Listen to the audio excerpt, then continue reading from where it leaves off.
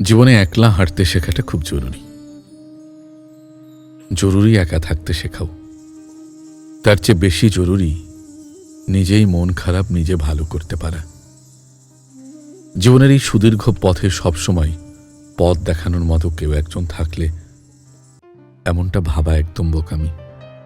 জীবনের কোনো কোনো বর্ষায় একা একাই বৃষ্টিতে ভিজতে হবে। মাথার উপর ছাতা ধরার জন্য কেউ থাকে না। জীবনে কোনো কোনো রাত্রিরে একা ঘরে জ্বরে পুড়তে হবে। মাথায় জলপটি দেওয়ার মানুষ থাকবে না।